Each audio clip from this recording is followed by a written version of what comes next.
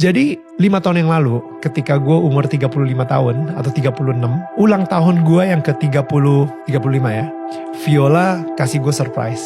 Gue lagi kerja saat itu di ulang tahun gue di RCTI. Viola sama teman-teman kita, komunitas kita itu pada datang kasih surprise gitu. Dan abis itu lucunya sebelum ulang tahun tersebut, gue lagi dengerin sebuah musik ya, judulnya Oh Praise the Name dari Hillsong. Ada satu lirik gitu, liriknya Messiah still and all alone. Itu momen dimana Yesus udah mati di kayu salib, dan habis itu Yesus dikubur.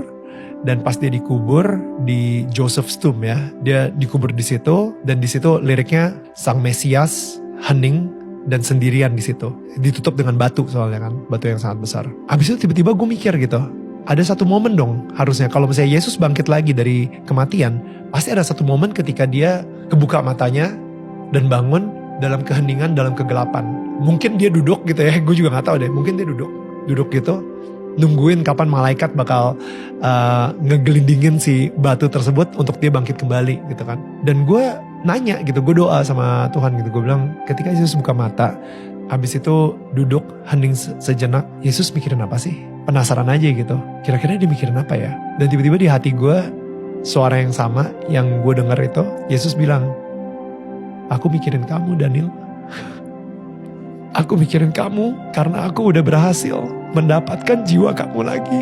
Daniel, itu Yesus yang romantis banget sama aku, personal banget gitu. Jadi ketika dia mati di kayu salib dan dia bilang it is finished, udah selesai, aku ngebayanginnya kayak dia bilang itu dengan senyum gitu. It is finished, karena gue udah berhasil memenangkan jiwa Daniel. Di kuburan itu ketika dia bangun lagi dan bangkit lagi, dia senyum karena dia ngerasa, ya Daniel udah gue berhasil menangin kok jiwanya. Sekarang dia udah milik gue, udah bukan lagi milik dunia, udah bukan lagi milik setan gitu.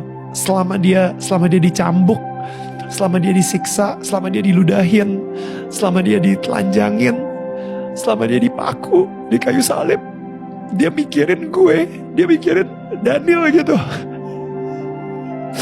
Semua yang gue laluin ini semuanya worth it, semuanya gak apa-apa. Yang penting gue bisa nyelamatin nyawanya Daniel, yang penting gue bisa nyelamatin jiwanya Daniel. Itu yang benar-benar kayak dia mau menderita seperti itu untuk nyelamatin Daniel seorang satu. Dan itulah nilai gue, nilai harga aku gitu. Daniel Mananta nge-MC berapa juta gitu misalnya ya, atau harganya berapa, tapi gak sebanding sama nilai nyawa Daniel yang harus dibayar sama hidupnya Yesus ya.